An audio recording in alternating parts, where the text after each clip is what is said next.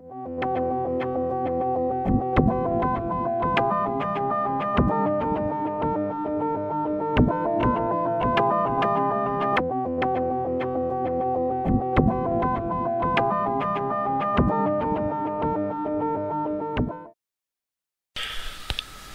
shave your hair to expose who in your world is standing with you and respecting your insights and process and your life.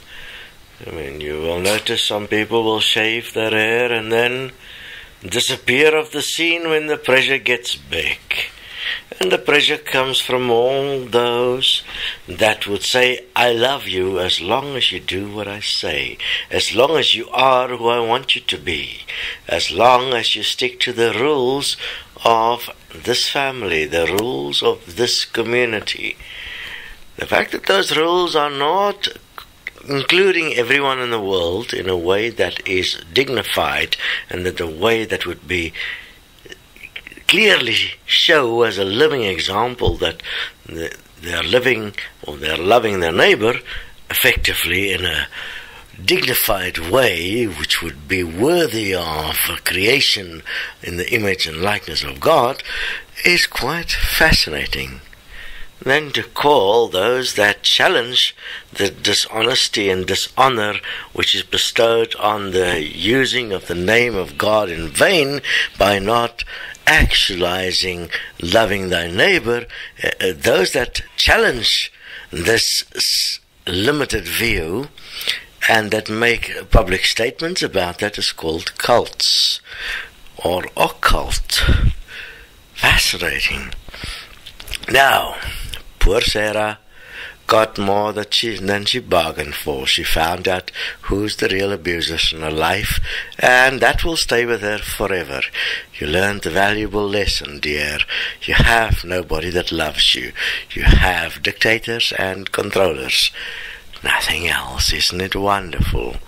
So many more will find out. So I suggest, if you're not certain who actually values your process, your inner insights, your forgiveness, what you consider valuable in your world, go and make a dramatic change like shaving your head, and you're going to find out who's who in the zoo of your life. It is an exhilarating experience or a frightening one.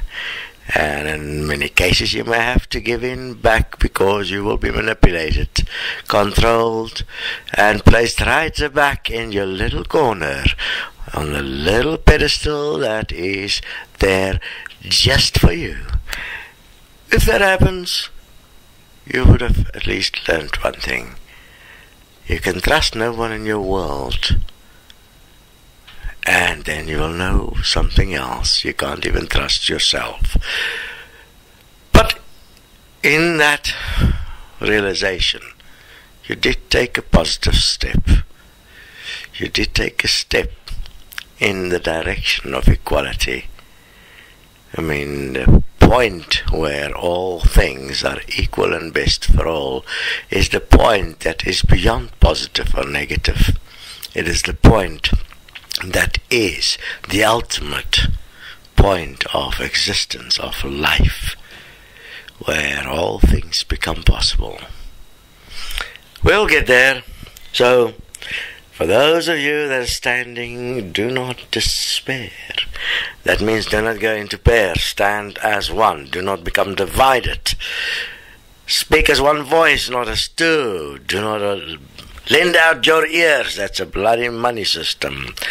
Do not borrow someone else's words. Let it be your own. You must live it.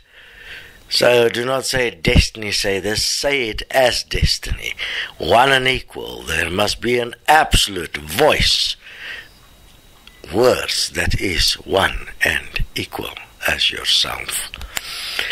And so we will walk until this is done. And fortunately, we do not have to forgive anyone. They have to do it for themselves. If they're not willing to do that, then there is nothing we can do for them, and so be it. That is After all, freedom of choice.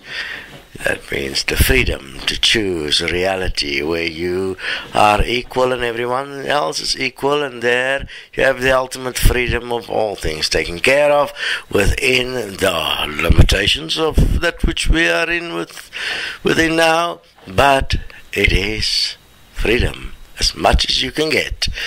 You can do the mathematics. I know it's really difficult. God, how could there be such difficult mathematics?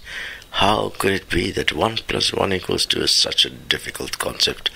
It's beyond understanding that if you put two equals together, 1 equal plus 1 equal, that you end up with 2 equals. I mean, that means greater power. It is like impossible to conceive that. It is like, God, who could have come up with such bullshit?